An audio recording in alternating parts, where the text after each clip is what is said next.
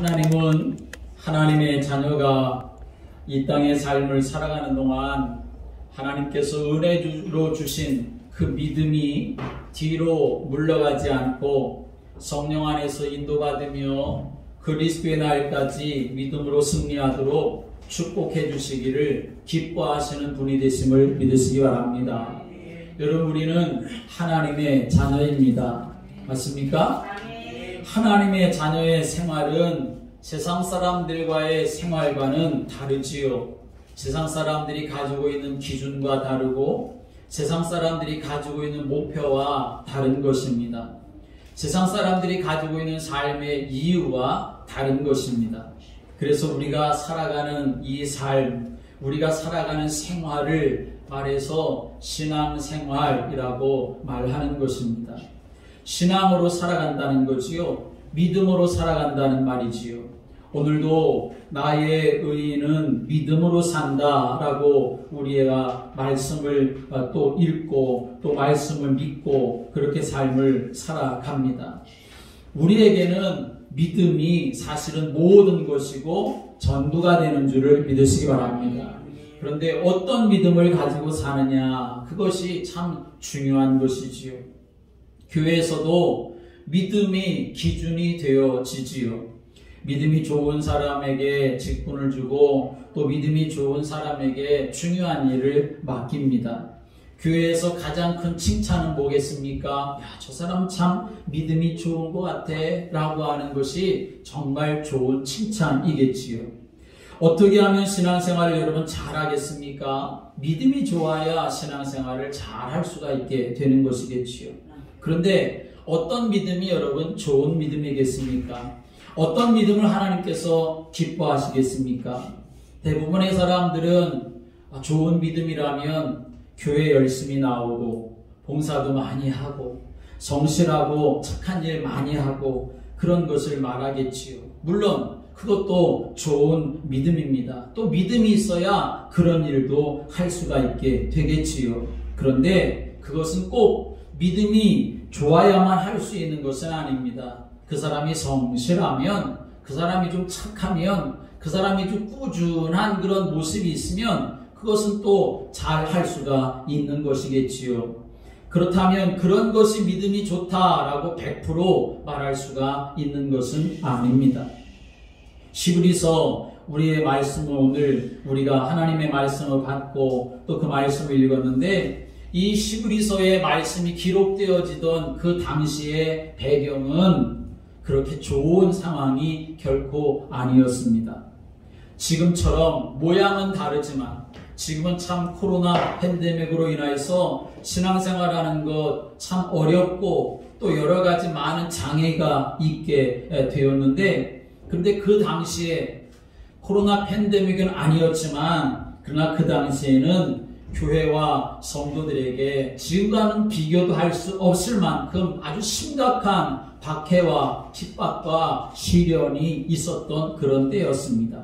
그러다 보니까 많은 성도들이 복음의 말씀으로부터 멀어져 가게 되고, 심지어는 지난주 말씀처럼 모이기를 패하는 어떤 자들의 그 악한 습관과 영향이 교회에 들어와서 함께 모여 하나님 앞에 예배드리는 걸 소홀히하거나 중단하는 그러한 일들이 일어나고 있었습니다. 그래서 하나님은 히브리서 기자를 통해 그런 어려움 속에서도 성도들이 어떤 믿음을 가지고 살아야 하는가, 어떻게 믿음으로 살아야 하는가 하는 것을 오늘 말씀해 주시려고 하시는 것입니다. 특별히 이 히브리서 10장과 그리고 11장의 이 말씀을 쭉 보면 믿음에 대해서 하나님이 말씀을 하고 계시는데, 오늘 우리가 읽은 이 본문의 말씀에는 우리에게 고난을 맞서는 믿음을 가져라, 뒤로 물러가지 않는 그런 믿음을 가져라 라고 말씀하고 계시는 것입니다. 오늘 여러분, 이런 믿음을 갖고 믿음으로 승리하고 이런 믿음으로 하나님께 영광 돌리는 이런 믿음의 증거를 누리는 그러한 성도들 되시기를 주님의 이름으로 축복합니다. 오늘 32절, 33절의 말씀 볼까? 이렇게 말씀합니다. 함께 읽어보겠습니다. 32절, 33절. 전날에 너희가 빛을 받은 후에 고난의 큰 싸움을 견디어낸 것을 생각하라. 혹은 비방과 환난으로서 사람에게 구경거리가 되고 혹은 이런 형편에 있는 자들과 사귀는 자가 되었으니. 또 4절도 읽어보겠습니다. 너희가 갇힌 자를 동정하고 너희 소유를 빼앗기는 것도 기쁘게 당한 것은 더 낫고 영구한 소유가 있는 줄 알미라. 아멘. 초대교회 당시 성도들의 믿음은 어떤 믿음이었습니까? 한마디로 말하면 뜨거운 믿음이었다라고 말할 수가 있지요. 신실하게 정말 예수가 그리스도다라고 하는 믿음을 가지고 있었습니다. 오직 예수밖에 없어 라고 하는 믿음을 가졌던 사람들이 초대교회 성도들이었습니다. 다른 동기와 다른 이유가 없었습니다. 우리를 구원하실 분 예수밖에 없는 것이고 우리가 이 땅에 살아도 예수를 위해 살고 죽어도 예수를 위해 살자라고 하는 믿음을 가졌던 사람들이 초대교회 사람들이었습니다. 그런데 그런 믿음을 가지고 사는데도 어떤 일이 나왔냐? 어려움이 찾아오게 된 겁니다. 시련과 핍박과 박해가 그들에게 계속 오는 것입니다. 그것이 그저 잠깐 견디면 이제 지나갈 정도의 그런 핍박과 어려움이 아니었습니다. 큰 박해와 그리고 핍박이 계속되어서 그것을 이기는 방법은 그저 순교하는 것밖에 없을 정도의 그런 핍박과 어려움이 초대교회에 계속 오게 되었던 것이죠. 그럼에도 어려움은 멈추지 않고 사람들에게 조롱거리가 되고 사람들에게 비방을 당하는 그러한 일들이 많이 일어나게 되었던 것입니다. 심지어는 감옥에 갇히고 죽음을 마주하는 일들을 초대교회 성도들이 당하게 되었던 거지요. 여러분, 초대교회와 비교해보면 지금 우리는 신앙생활하기가 참 얼마나 편한지요. 그리고 얼마나 사실은 평안하게 신앙생활을 하고 있습니까? 그런데 그런 중에도 우리들도 어려운 일을 당할 수가 있게 되는 거지요. 복음을 알고 정말 예수가 나의 주가 되시고 그리스도가 되심을 알게 돼서 내가 남은 인생 주님과 함께 살고 주의 영광을 위해서 살아가겠다고 그렇게 결단하고 살아가는데도 우리가 이 땅에 사는 한 문제는 계속 오게 되고 예상치 못한 어려움을 만날 수도 있습니다. 그럴 때 많은 사람들이 그 믿음이 어떻게 됩니까? 그 믿음이 흔들흔들하게 되어지는 모습을 많이 볼 수 있지요.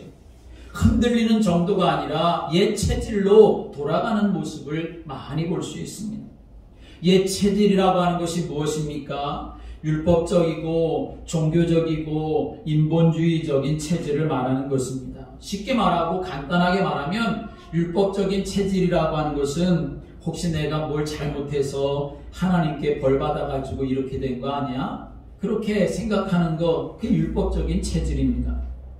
종교적인 체질은 내가 좀 열심을 내야 되는데, 기도하는 것도 좀 열심히 하고 봉사하는 것도 열심히 해야 되는데 내가 좀 그렇게 잘하지 못해서 하나님이 나를 이렇게 벌을 주시는 건가? 생각하고 거기에 묶이는 거, 그게 바로 종교적인 체질이지요. 인본주의 체질이라고 하는 것은 그렇게 어려움을 당하고 고난을 당할 때 내가 이렇게 해볼까 저렇게 해볼까 온갖 방법을 생각하면서 자기 머리를 굴리고 하나님 바라보지 못하며 살아가는 거, 그걸 인본주의적인 체질이라고 말할 수가 있는 것입니다. 여러분, 우리가 어려움을 당할 때 사람들의 반응이 여러 가지로 나오지요. 여러 가지 해석을 할 수가 있게 되어집니다. 그런 것이 필요 없다는 말은 아닙니다. 그러한 일들이 있을 때마다 자기 자신을 돌아보고 그리고 갱신할 필요가 있는 것입니다. 그러나 거기에 사로잡히면 마음의 평안함이 있겠습니까? 마음의 평안함이 있을 수가 없는 것이죠. 항상 갈등 속에 있을 수밖에 없는 것이고 계속 복잡한 그런 속내를 가지고 살아갈 수밖에 없는 것입니다. 그래서 우리는 그런 걸 다 제하고 복음 속으로 깊이 들어가는 오직 예수 그리스도만 붙잡고 살아가는 성도가 되어야 하는 줄을 믿으시기 바랍니다. 여러분, 우리는 하나님의 자녀입니다. 하나님의 자녀는 마귀가 속일 수는 있지만 마귀가 망하게 할 수는 없는 줄을 믿으시기 바랍니다. 욥기서의 말씀에 보면 하나님이 욥을 정말 사랑하시지요. 욥이 또 하나님 앞에 믿음으로 살지요. 근데 마귀가 하나님 앞에 그렇게 말합니다. 하나님, 욥이 저렇게 하나님을 섬기는 것, 하나님이 복을 주셨기 때문이 아닙니까? 주신 복을 거두어 가면 욥이 하나님을 정말 잘 섬길 수가 있을까요? 하나님이 그래서 사단에게 허락을 하시죠. 처음에는 몸은 건드리지 말고 다른 거 다 건드려 봐라. 그래서 그가 가지고 있었던 재산도 다 무너지고 자녀들도 무너지고 하는 그런 일들이 일어나게 되어집니다. 그래도 욥이 하나님을 원망하지 않으니까 사단이 또 하나님 앞에 말합니다. 저 생명 그것까지 한번 건드려보고 싶지만 하나님은 생명 건드리지 말라고 하면서 또 욥을 시험하라고 해보지요. 그런데 욥은 자기의 몸에 온갖 고통을 당하고 있었지만 그래도 하나님 앞에 범죄하지 않았던 것을 볼 수 있습니다. 사탄은 어떻게 쓴지 우리를 실패시키려고 속일 수는 있지만 그러나 우리의 생명 건드릴 수가 없는 것이고 우리를 망하게 할 수가 없는 줄을 믿으시기 바랍니다. 결국에 하나님이 다 회복시켜 주시지요. 그래서 요한일서 5장 18절의 말씀에 오면 하나님께로부터 난 자는 다 범죄하지 아니하는 줄을 우리가 아노라. 하나님께로부터 나신 자가 그를 지키심에 악한 자가 그를 만지지도 못하느니라 라고 말씀했습니다. 여러분은 하나님의 보장 속에 있는 줄을 믿으시길 바랍니다. 하나님이 왜 복음 가진 우리에게 문제를 그러면 주실까요? 왜 하나님이 우리에게 어려움을 주실까요?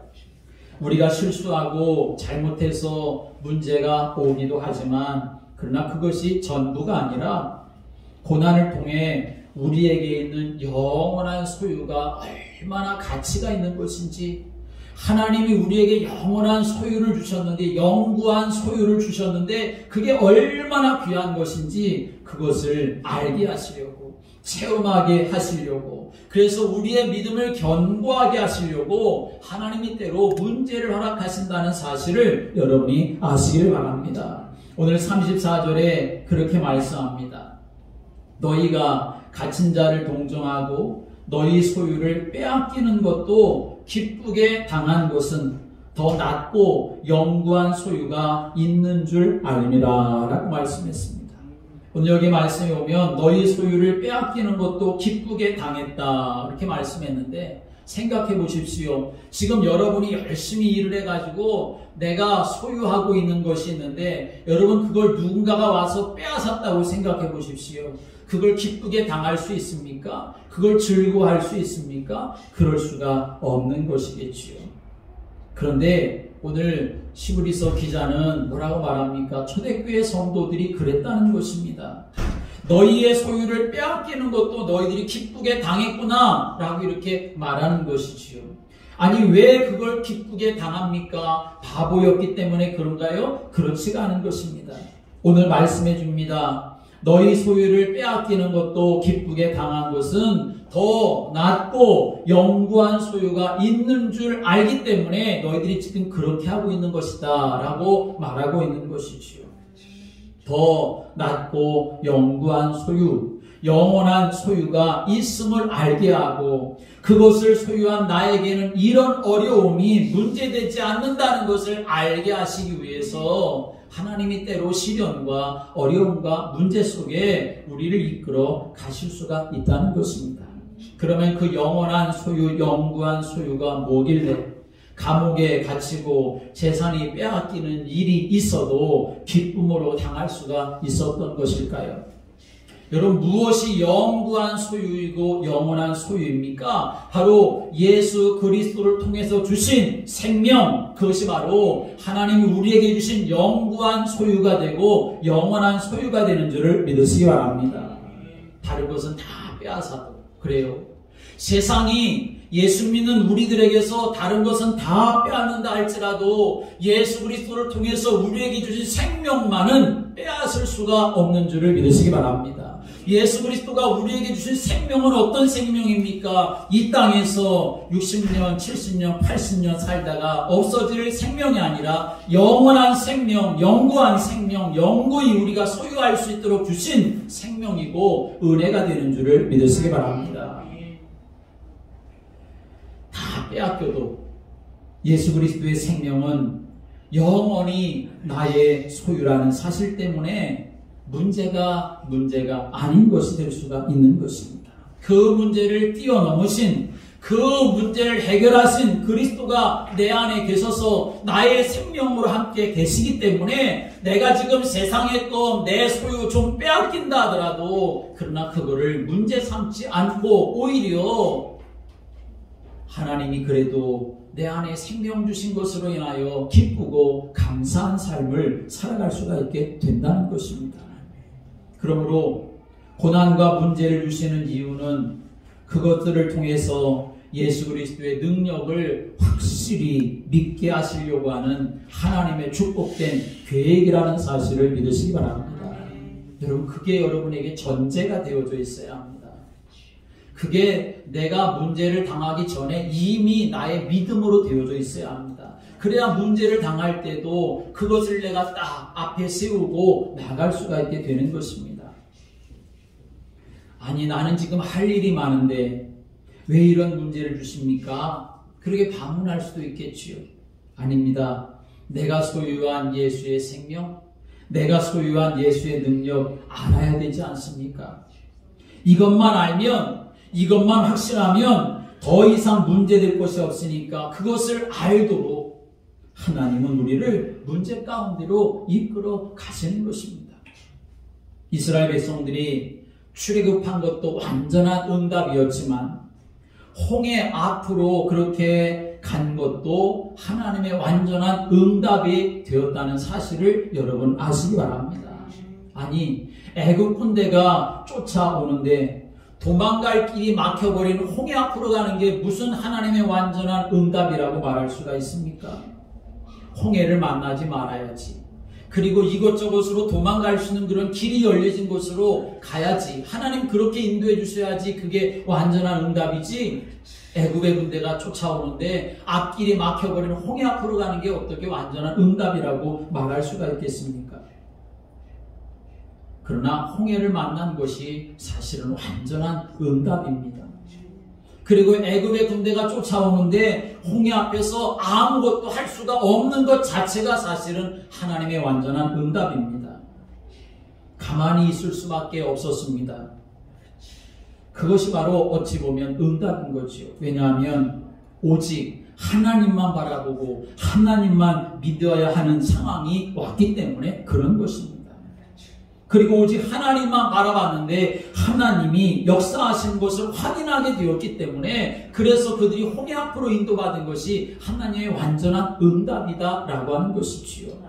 여러분, 우리에게 좋은 길이 열려져야만, 우리에게 좋은 일이 일어나야만 하나님의 완전한 응답이라고 말하면 안 됩니다. 홍해 같은 일을 만나도 이미 하나님의 자녀인 우리들이기 때문에 하나님의 완전한 응답과 인도 속에 있다는 사실을 믿고 하나님을 전적으로 바라보면 홍해도 하나님의 완전한 응답이 되는 줄을 믿으시기 바랍니다. 다윗이 골리앗 앞에 섰습니다.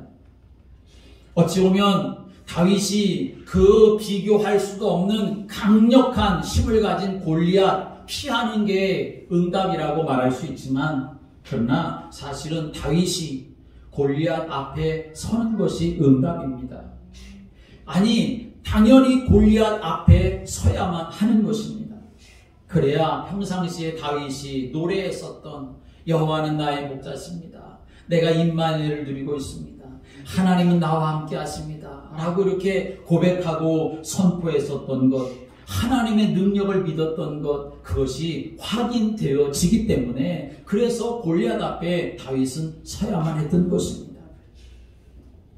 어떻게 보면 골리앗 같은 문제가 우리 앞에 있을 때에 두려워 벌벌 떨 수 있는 그런 모습이 있지만, 그러나 오늘 다윗을 보면서 다윗이 골리앗 앞에 서야 되는 것이 하나님의 응답이었다라고 하는 사실 우리가 안다면, 골리앗 같은 그런 문제가 우리 앞에 온다 할지라도 여러분 그것 때문에 두려워하고 염려하고 걱정하고 떨지 말고 하나님을 바라볼 수 있는 믿음의 성도들 되시기를 주님의 이름으로 축원합니다.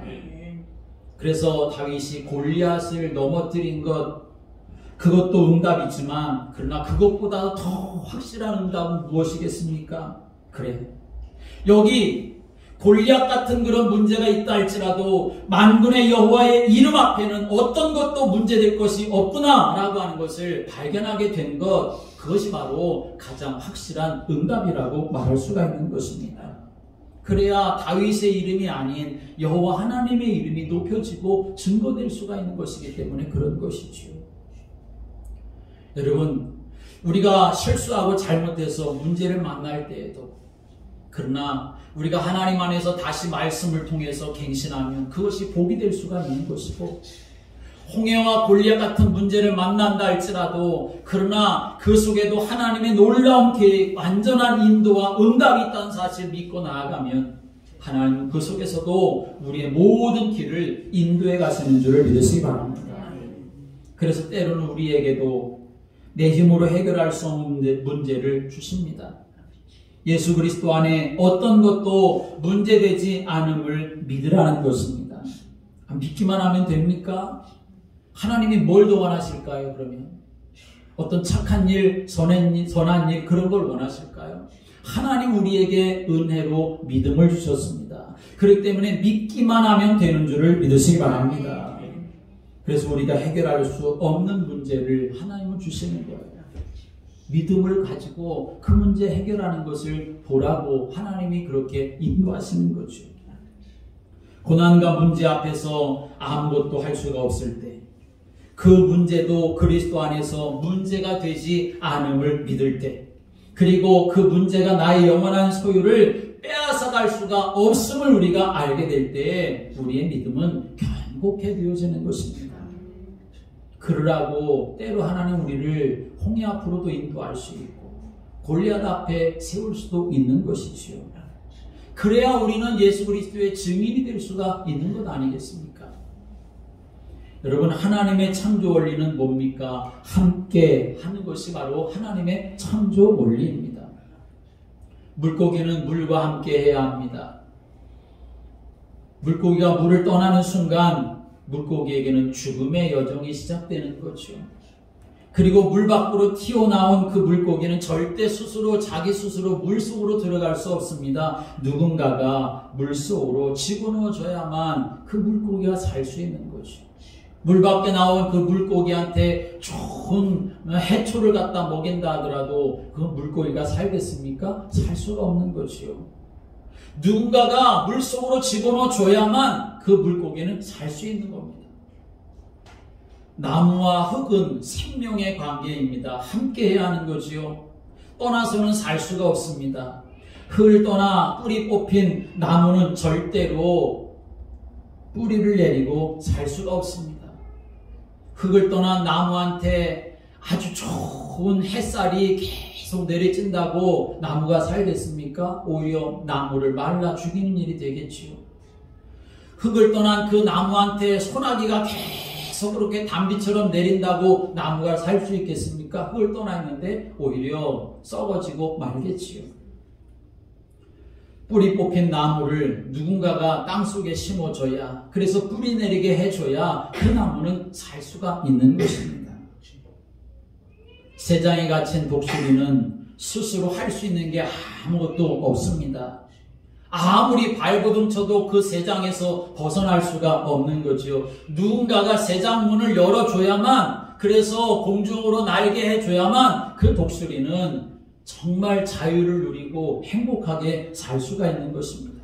사람도 마찬가지입니다. 원래 인간은 하나님과 함께 살도록 지음받았습니다. 그런데 인간이 마귀에게 속아서 하나님을 떠났습니다. 그래서 마귀에게 붙잡혀버렸기 때문에, 그 영이 죽었기 때문에, 그 영이 죽어서 죄가 하나님을 다 가려버렸기 때문에 하나님을 떠난 인간은 절대로 스스로 하나님을 만날 수 없습니다. 누군가가 하나님을 만나는 길을 열어주고 그 영이 하나님의 영으로 다시 회복되고 마귀에게서 해방받아야만 하나님 안에서 하나님 주신 은혜를 누리며 살아갈 수가 있는 것입니다. 그런데 세상의 모든 사람은 죄인이라서 그 누구도 그 일을 할 수가 없습니다. 참 불행한 일이지요. 하나님이 아니고서는 하실 분이 없습니다. 그래서 하나님이 이 세상에 예수님을 그리스도로 보내주신 것입니다. 죄 문제를 해결하시는 참 제사장, 마귀의 일을 멸하신 참 왕, 하나님을 만나는 길을 여신 참 선지자 되신 그리스도를 이 세상에 보내주셨습니다. 그분이 바로 예수님이십니다. 그리고 그 예수님이 정말 그리스도라는 증거로 우리 인생의 모든 죄를 대신 짊어지시고 십자가에서 죽으셨다가 부활하신 것입니다. 그래서 예수님이 그리스도라는 것을 증거하신 것입니다. 그러므로 하나님을 떠난 인간에게 유일한 복음은 하나님을 만나는 유일한 길 되시는 오직 예수 그리스도 한 분밖에 없는 것입니다. 이것이 오늘 34절에서 말씀하는 영구한 소유, 영원한 소유라고 하는 말씀이 되는 것입니다. 여러분, 이 세상의 것은 다 변합니다. 변하는 정도가 아니라 다 사라지죠. 썩어지고 부패할 것입니다. 그것이 필요 없다는 말은 아닙니다. 그것이 전부인 것처럼 살지 말라는 거지요. 그것이 하나님인 것처럼 붙잡고 살지 말라는 것입니다. 오히려 그걸 가지고 사는 동안 하나님 나라와 복음을 위해서 교회와 전도와 선교를 위해서 사용한다면 하나님은 그 인생을 지혜로운 청지기처럼 하나님 기뻐하시는 줄을 믿으시기 바랍니다. 우리에게 주신 영구한 소유, 영원한 소유는 세상의 것이 아닙니다. 오직 복음 예수 그리스도밖에 없는 줄을 믿으시기 바랍니다. 그분이 문제 앞에서 성령으로 함께 하시는 것이고 그 예수 그리스도가 보혜사로 우리와 함께 하시는 것이고 우리의 인도자가 되시고 우리의 보호자가 되시고 우리의 도움이 되시고 우리의 능력이 되시는 줄을 믿으시기 바랍니다. 그래서 35절에 말씀합니다. 그러므로 너희 담대함을 버리지 말라. 이것이 큰 상을 얻게 하느니라 라고 말씀했습니다. 여러분, 문제 앞에서 나는 하나님의 자녀라고 하는 담대함을 가지시기 바랍니다. 나는 이제 예수 그리스도와 함께하는 사람이다. 예수 그리스도께서 보혜사 성령으로 나를 인도하시고 내 삶 속에 역사하신다고 하는 이 담대함을 여러분이 문제 앞에서 버리지 마시기 바랍니다. 그 문제 앞에서 오히려 그 믿음의 담대함을 갖게 되어지면 오늘 온 말씀 분명히 약속하고 계시지요. 큰 상을 얻게 하느니라 라고 말씀했습니다. 정말 이 시대에 코로나 때문에 많은 부분이 어려워지고 힘들어졌습니다. 신앙생활하는데도 많은 지장이 있게 되어졌습니다. 여러분, 그러나 그 속에서도 담대함을, 믿음의 담대함을, 예수가 나의 주가 되시고 그리스도가 되신다는 이 담대함을 여러분이 놓치지 마시길 바랍니다. 그래야만 승리하는 자가 될 수가 있다는 것입니다. 오늘 38절에 39절에 이렇게 말씀합니다. 함께 읽어보겠습니다. 히브리서 10장 38절 39절 나의 의인은 믿음으로 말미암아 살리라. 또한 뒤로 물러가면 내 마음이 그를 기뻐하지 아니하리라 하셨느니라. 우리는 뒤로 물러가 멸망할 자가 아니요 오직 영혼을 구원함에 이르는 믿음을 가진 자니라. 아멘. 히브리서 기자는 오늘 본문의 말씀에서 의인은 믿음으로 산다라고 말씀했습니다. 하나님의 자녀는 믿음으로 사는 줄을 믿으시기 바랍니다. 하나님의 자녀는 어떤 믿음입니까? 예수가 나의 주가 되시고 그리스도가 되신다는 믿음. 하나님이 나를 창조하셨고 나를 책임지시며 인도하신다고 하는 이 믿음. 그런데 그런 믿음을 다 내가 굳건하게 붙잡지 못하고 뒤로 물러가는 자가 되면, 뒤로 물러가는 믿음 가진 자가 되면, 뒤로 물러가는 믿음이 되면 하나님이 기뻐하시지 않는다라고 말씀하는 것입니다. 무엇이 뒤로 물러가는 것이겠습니까? 먼저 말씀드린 것처럼 우리가 옛 체질로 돌아가는 것, 그게 바로 뒤로 물러가는 것입니다. 우리의 대적 마귀는 우리를 뒤로 물러가도록 미혹하고 속입니다. 우리의 옛 체질이 무엇입니까? 나 중심으로 사는 거예요. 육신 중심으로 사는 거예요. 물질 중심으로 사는 거예요. 세상 중심으로 살고 성공 중심으로 사는 겁니다. 그게 창세기 3장, 6장, 11장의 내용입니다. 여러분, 우리는 하나님 중심으로 살아야 되고 말씀 중심으로 살아야 되고 기도 중심으로 살아야 되고 하나님의 뜻 중심으로 살아야 되는 줄을 믿으시기 바랍니다. 그 나 중심이라는 것, 육신 중심, 성공 중심이라고 하는 것, 한마디로 말하면 종교적인 믿음을 말하는 것입니다. 여러분, 복음과 종교는 본질적으로 다른 것입니다. 복음은 아무것도 할 수 없는 절대 불가능 속에 있었던 나에게 하나님이 찾아오신 것, 그게 바로 복음이라는 것입니다.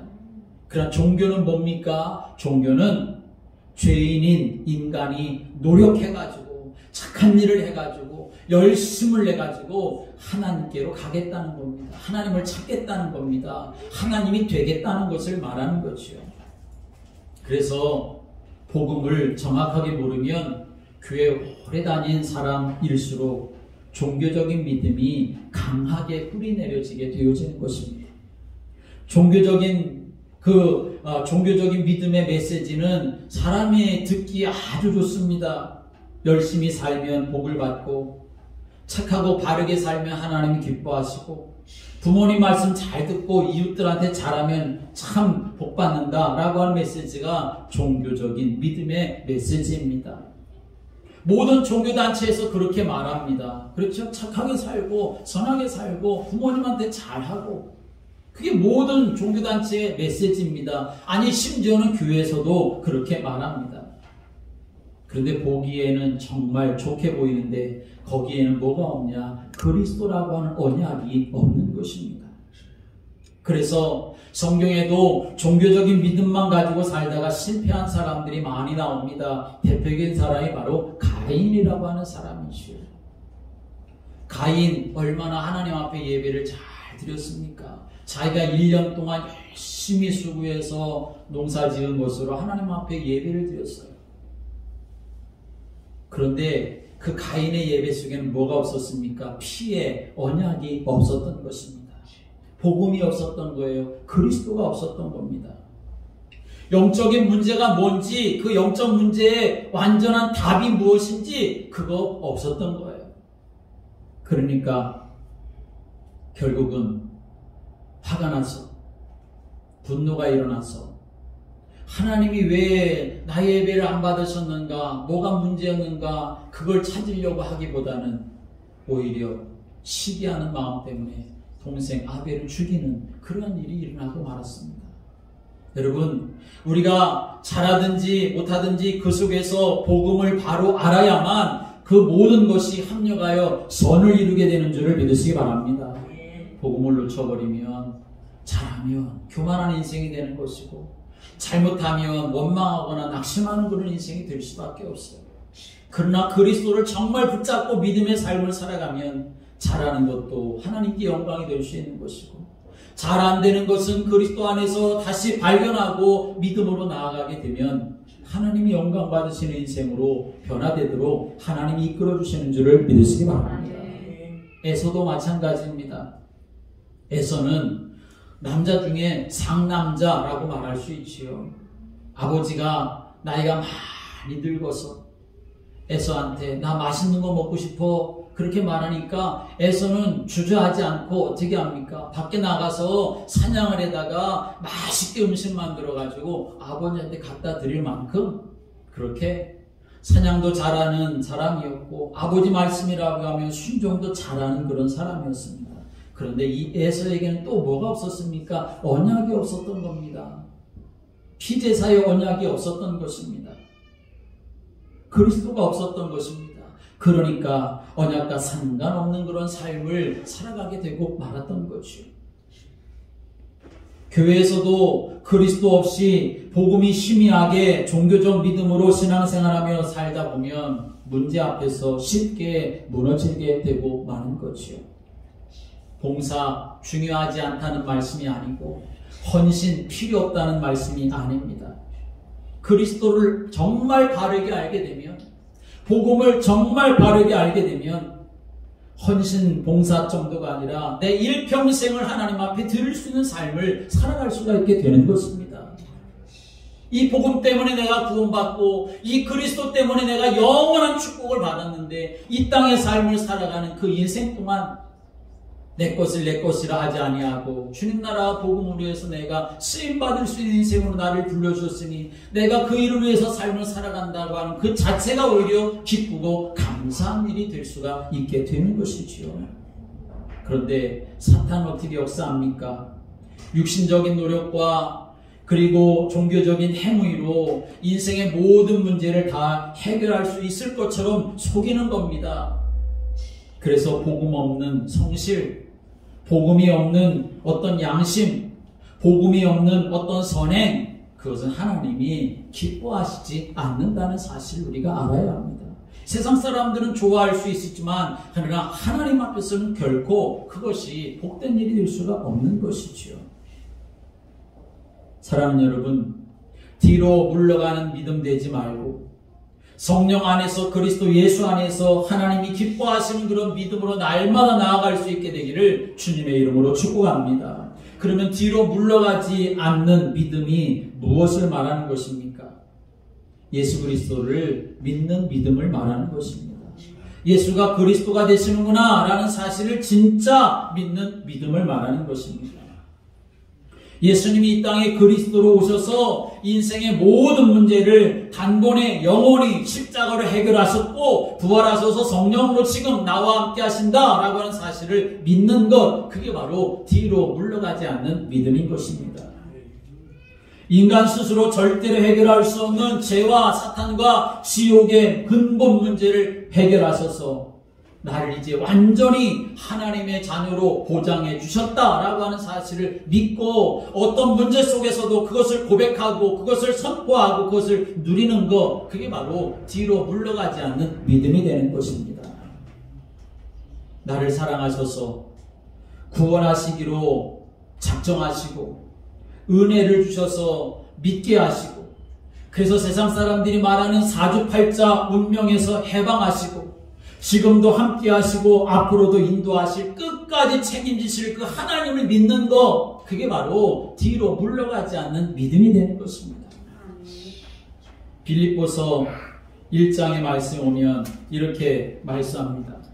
빌립보서 1장 6절의 말씀 오면 너희 안에서 착한 일을 시작하신 이가 그리스도 예수의 날까지 이루실 줄을 우리가 확신하노라 라고 증거합니다. 여러분, 우리를 구원하시려고 하시는 것도 하나님의 계획 속에 있었던 것이고 우리를 은혜 주셔서 믿게 하시는 것도 성령의 역사 속에 있게 되어진 것입니다. 앞으로 하나님 자녀된 우리를 이끌어 가시는 분도 절대적인 하나님의 은혜와 능력밖에 없는 줄을 믿으시기 바랍니다. 뒤로 물러가는 믿음 되지 말고 하나님의 인도하심 속에서 그 언약 붙잡고 나아가는 그런 성도가 되어야 하는 것입니다. 노아가 방주를 만들 때 어떻게 만들었을까요? 그냥 하나님이 말씀하신 대로 믿고 그 약속을 믿고 만든 것입니다. 방주 아니면 안 되는구나, 방주 아니면 살 길이 없구나, 그것을 믿고 그리고 하나님 말씀하신 대로 순종하여 만든 겁니다. 출애굽기 12장 12절부터 14절의 말씀은 하나님이 유월절 어린 양의 언약을 주시지요. 어린 양의 피를 발라라, 그러면 죽음의 사자가 넘어갈 것이다. 하나님 그렇게 약속하셨습니다. 그 방법으로만 애굽과 바로 왕을 꺾을 수가 있다라고 하는 것을 말씀하신 것이지요. 그래서 모세는 이스라엘 백성들이 그 사실을 다 증거했습니다. 그랬을 때 이스라엘 백성들은 그 말씀을 믿고 양을 잡아서 그 집의 문설주와 임방에 발랐습니다. 여러분, 어떻게 발랐을까요? 그냥 이거 아니면 안 된다라고 하는 믿음으로 발랐다는 것입니다.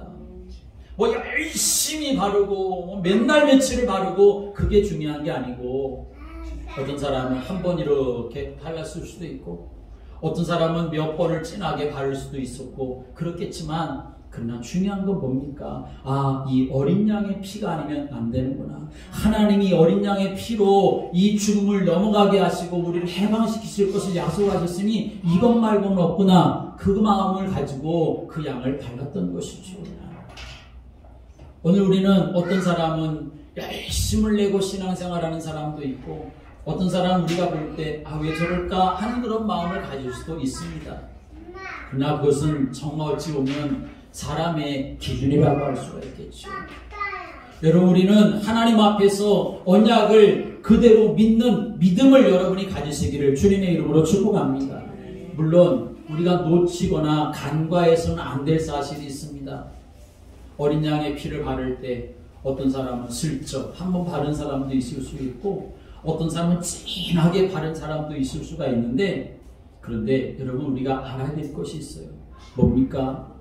여러분이 그냥 예수 그리스도 하며 삶을 살아간다고 하면, 한 번쯤 그냥 어린 양의 피 생각하면서 그날 바른 것으로 끝나버리고 잊어버리는 사람이라고 한다면, 그 사람은 어떻게 되겠습니까? 광야길을 가는 동안 그 광야에 그냥 묻혀버리는 사람이 되고 만다는 것입니다. 가나안의 언약 붙잡고 가나안 속에 들어가야 되는데, 그런데 그렇게 되지 못했다는 것이죠. 하나님이 주신 언약을 여러분이 끝까지 붙잡고 믿음으로 사시길 바랍니다. 오직 예수밖에 없어, 오직 그리스도밖에 없어, 오직 복음밖에 없어. 이걸 믿는 믿음을 가지고 내 삶 현장에 선포하고 고백하고 누리고 하나님의 은혜를 사모하는 성도가 되는 것, 그게 바로 뒤로 물러가지 않는 믿음이 되는 것입니다.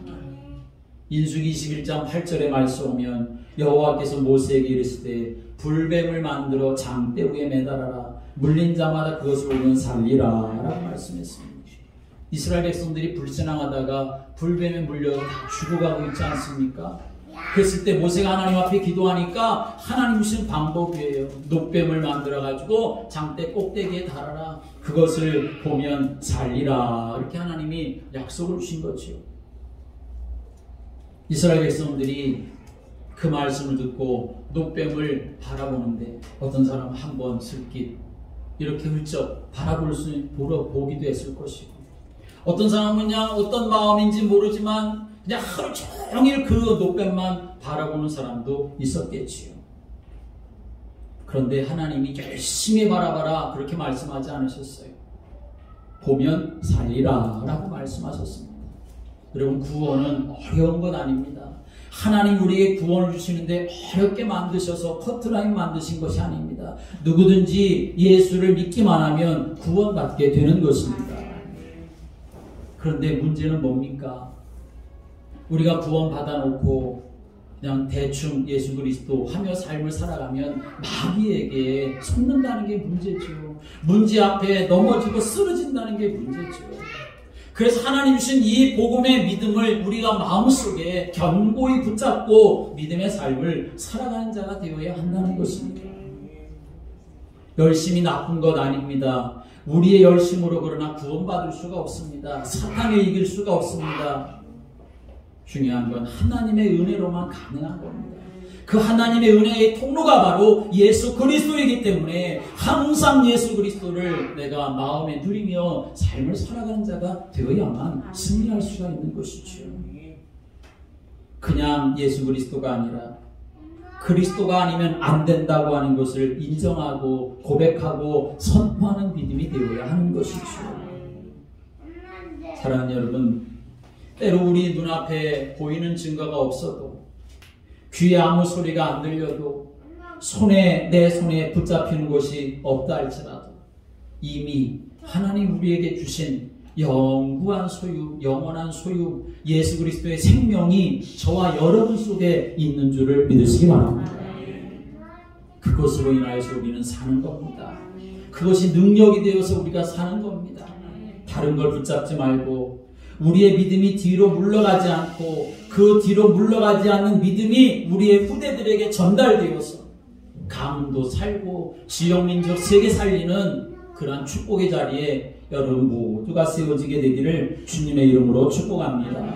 기도드리겠습니다. 하나님 아버지, 우리에게 예수 생명 주신 것 감사합니다. 이 예수의 생명이 영구한 소유가 되게 하신 것 감사합니다. 주님, 우리의 이 믿음 뒤로 물러가지 않게 하여 주옵소서. 세상의 것에 빼앗기지 아니하게 하여 주옵소서. 날마다 어떤 문제와 사건 속에서도 예수가 그리스도가 되심을 고백하게 하시고 선포하게 하시고 누리게 하여 주시옵소서. 하나님이 예비하신 큰 상을 누리는 우리 모두가 되도록 성령으로 역사해 주옵소서. 예수 그리스도의 이름으로 기도드립니다. 아멘.